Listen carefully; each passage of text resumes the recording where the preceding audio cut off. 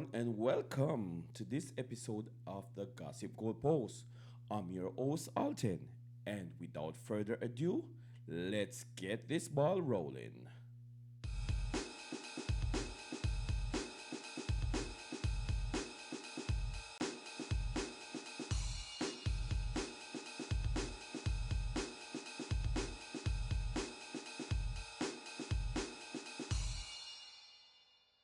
All right, ball roll, and we are back.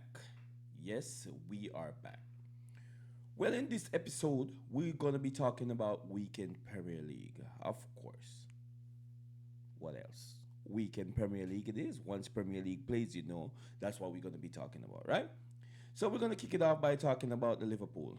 Um, Liverpool moved to fourth place. Liverpool overtook Chelsea by defeating West Ham 5-2. That game was a high scoring game, I should say.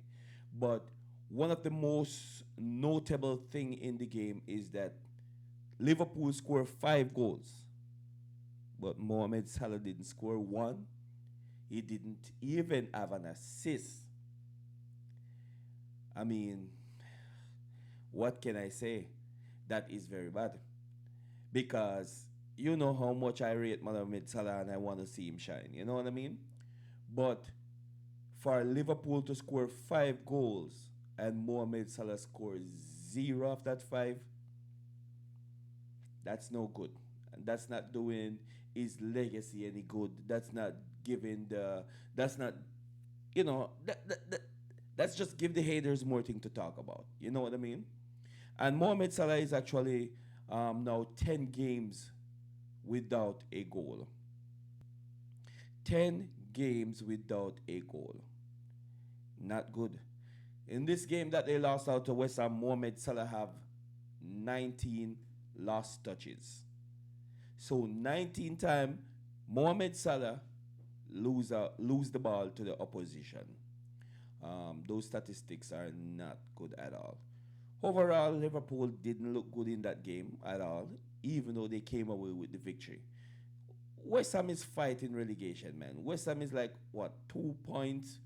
Actually, no. They are actually steering down the barrel of relegation. They are 2 points off. I think West Ham is like in 18th, and then you got Forest who is in 17, who is 2 points above them. So West Ham is in that relegation zone, and losing out to Liverpool doesn't make it any better. And it's a struggling Liverpool, even though they get by, they score all that goals, but it wasn't a beautiful game. It wasn't a controlled game by Liverpool. And we all know Liverpool standard. You know what I mean? So Liverpool standards really, really drop. Every now and then they win a game, but their victories are not convincing at all. You know what I mean? So with that victory, Liverpool is now sitting in. Liverpool is now sitting in fourth. They climb over Chelsea, and they're leading us by 3 points. Yeah, Liverpool is 3 points, 3 points above Chelsea. So that gonna hurt. All right. Speaking of Chelsea,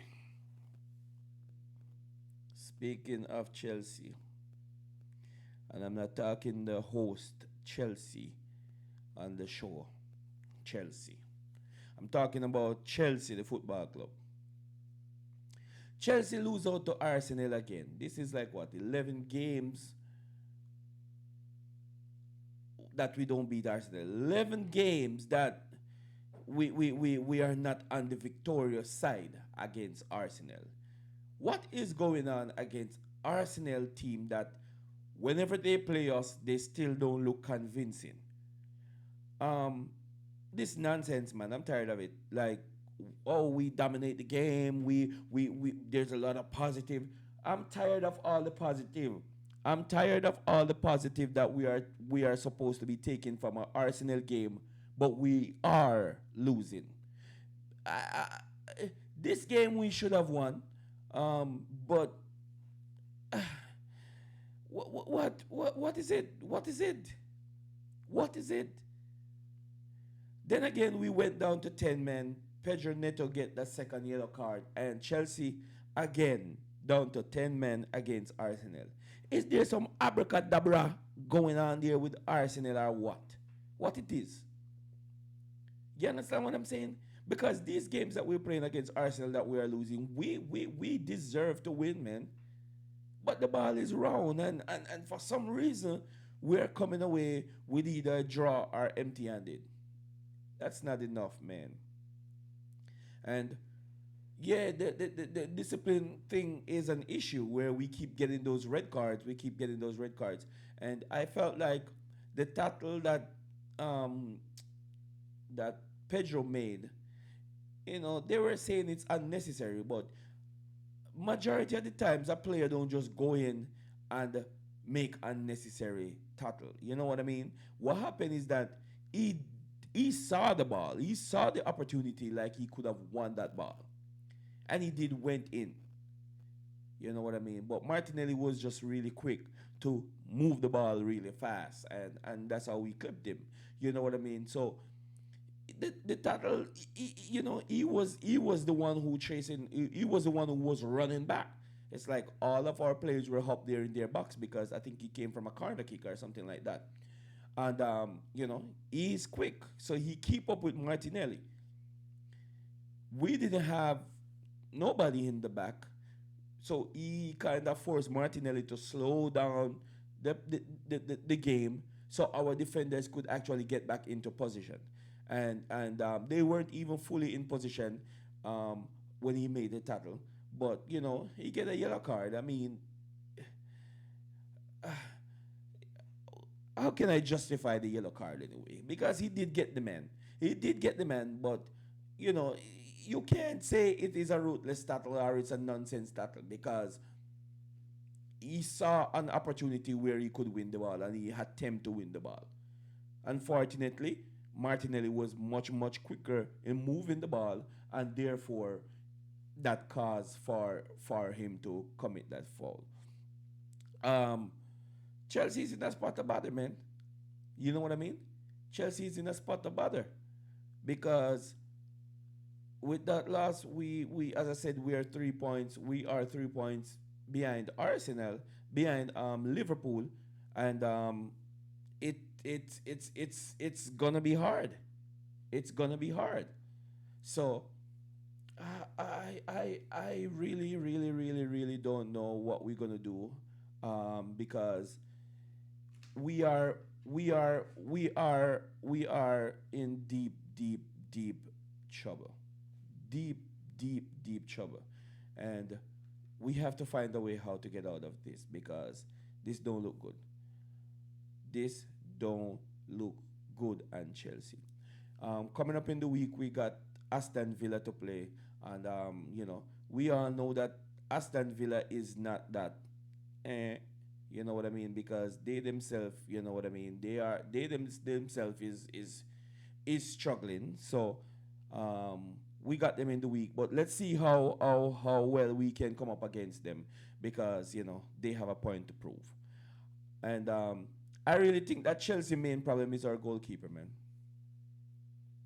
I think that our problem is our goalkeeper. And they always say that you cannot win Premier League if you don't have a top goalkeeper. And if you see in the goal, you see you saw the saves that Raya made. There's some marvelous saves. Those are title winning saves. I'm not gonna lie about it. Our goalkeeper is all over the place. He is making stupid decisions. I don't know, man. I don't know. We need a goalkeeper and we need a couple center backs and we need we we need to structure better. I don't know. I'm just frustrated. I'm not even gonna go more about that. But we are behind and we are in fifth place. Fifth place, 6 points off the third spot, third and fourth spot, and 3 points off fifth. And we are in six, I should say. So it's ridiculous, man. So let's see where this goes from here. Um, Manchester United now. Let's talk about Manchester United. Manchester United did win their game against Crystal Palace. So Crystal Palace do have an opportunity to beat Manchester United. They took the lead and they were playing well. So until they get that red card, then the entire shape of the team changes and they were inviting pressure. So they give away that penalty. Manchester United capitalized. Crystal Palace went down to 10 men. They went into a defensive mindset. And there comes Manchester United applying the pressure on their neck. Um, in first, I was in doubt that the Michael had changed up the team that's winning and changing up his structure and his strategy by having Benjamin Sesko start. So we were. I know I'm not. I wasn't the only one who was saying that was a mistake. Why did he start Benjamin Sesko when Benjamin Sesko is his super sub?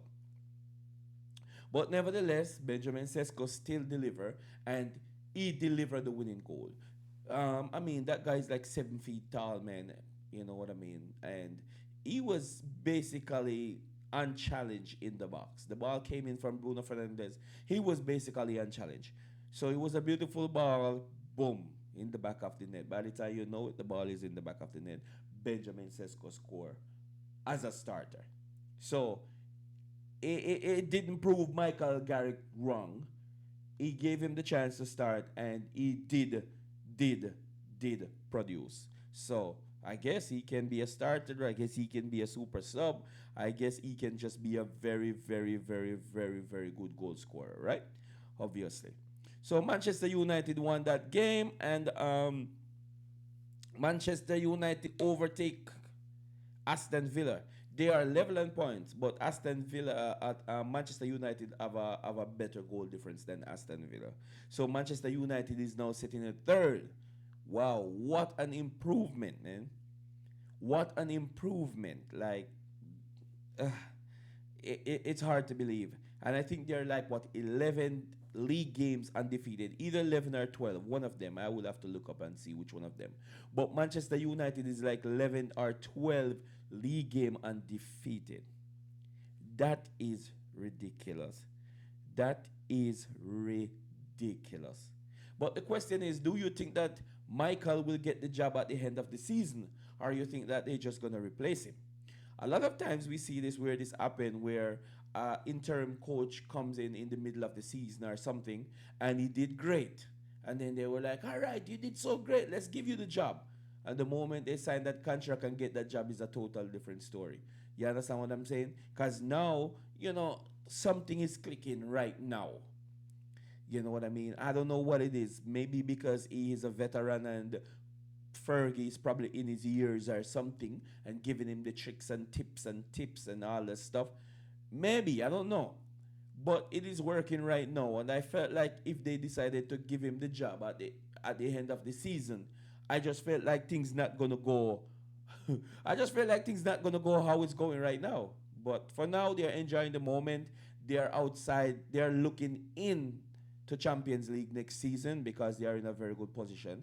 And I really do think they're going to finish in the top four. I just think that Villa and Liverpool is not. I think that Chelsea going to end it up get the other spot.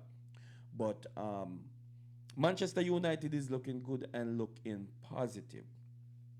As I was talking about Aston Villa, I made my prediction from long time ago that Aston Villa will not finish in the top four.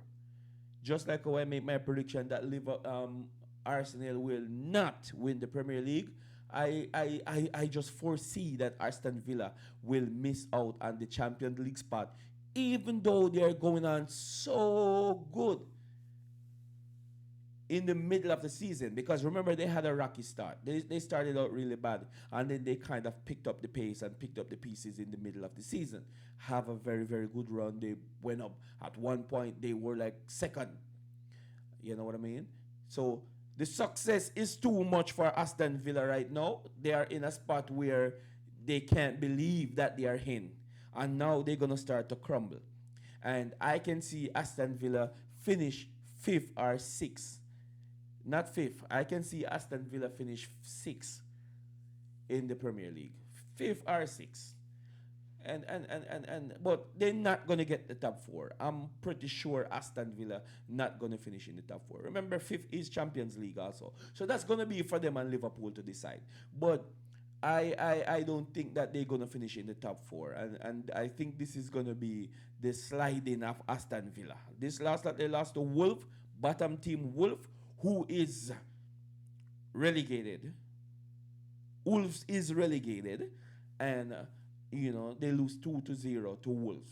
So I think this is gonna put a hamper and cast a very big shadow over the Aston Villa team with their confidence and all that. So the game that they're gonna play against Chelsea Tuesday or something like that, sir, that game will tell you or tell us the viewers where their headspace at, where their mindset at. Do they overcome the Wolf defeat, or it's still in the back of their head to say, damn, we lose that glorious opportunity by losing out to the team that's at the bottom of the table. So let's see how they will come up against Chelsea. I mean, Aston Villa, as I said, is in fourth right now because they've been overtaken by Manchester United. They're only 3 points above Liverpool and 6 points above Chelsea, which is not really a lot with 10 games to go. So they're in a spot of bother just like everybody else. All right? All right, the last thing I'm going to be touching on is Manchester City. Yeah, we have to touch on Manchester City, of course. So Manchester City actually apply more pressure on Arsenal by winning their game against Leeds. So what happened is that Manchester City actually cut the lead into two again before Arsenal actually went ahead to defeat Chelsea. Um, I am happy that Leeds lost because Leeds is like, apart from Arsenal, Leeds is my number one enemy for the season. I'm not even gonna say Arsenal is my number one enemy. Personally, to me, Leeds is my number one enemy for the season. The reason being is that I never expected us to get that challenge or lose out that much to Leeds, where we lose a game and we draw the other one, which we haven't get a single point from Leeds, and that for me let me have a vengeance against Leeds, man. For some reason, man. So I was happy that Manchester City defeat them. I was hoping it would be more than that, more goals, because you never know. The way how the Premier League season is so tight and congested, first place may be determined by goal difference. You know what I mean? So Manchester City should have scored more goal, but Leeds did give them a fight, and you can't deny that. Semenyo was the one who scored the winning goal. Semenyo been shining ever since he went over to Manchester City. He's just been shining and shining, and he can't stop shining. We all know that Semenyo is a very, very good player, and falling into a system that City have, yeah, he's gonna flourish, and he's already showing signs of that. So Manchester City is now actually just now 5 points, because 5 points again, and they do have a game in hand. So as Arsenal slip, Manchester City are in. Their game in hand will cut it down to two if Arsenal actually draw a game and then they actually win that extra game. Manchester City actually win that extra game. There goes Manchester City take over the lead. So Arsenal is under pressure, and Pep is very, very smart by applying that pressure more by making that comment to say that Arsenal is the number one team and Arsenal is the top team in the Premier League. They are the better team in the Premier League. So what that does, it removes the pressure from Manchester City to win the Premier League and put it on Arsenal, because even Pep is saying Arsenal is the best team, is the best team. So the pressure is on them to win. Pep take the pressure off himself, because hey, if Manchester City didn't win, or if Manchester City don't win, I already said that Arsenal is the better team, so Arsenal deserve to win. Arsenal is looking at that now like, oh damn, everybody is saying that we are the number one team, we're the better team in the Premier League, we have to win.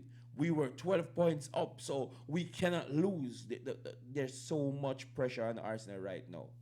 So the question that I'm gonna end this episode with: do you think that Arteta will be fired should Arsenal lose out to Manchester City this season? Will he be gone? I, for one, think that Arteta will go if Arsenal fall short this season. I think so. Because if we stay, man, I just feel like it's embarrassing to stay. Just go. Go. You understand what I'm saying? But that's their business. It's none of my business. You understand what I'm saying? It's none of my business. So, very, very good results for some team, except for my team. I didn't want Liverpool to get a good result either. Manchester United, I didn't want them to get a good result either. But nevertheless, good wins for the teams. And wow, 10 games to go, man. Very interested. So let's see what the midweek will bring and how the teams that lost will react to their losses and how the teams that win, how they will take the positive and move it on to the next game. All right, again, man, thank you for checking out this podcast. Again, I'm your host, Alton, and this is the podcast where football meets banter. Don't forget to like, share, and subscribe and follow the movement at Gossip Goalpost, Instagram, TikTok. You subscribe to the YouTube channel. The handle is at Gossip Goalpost. All right.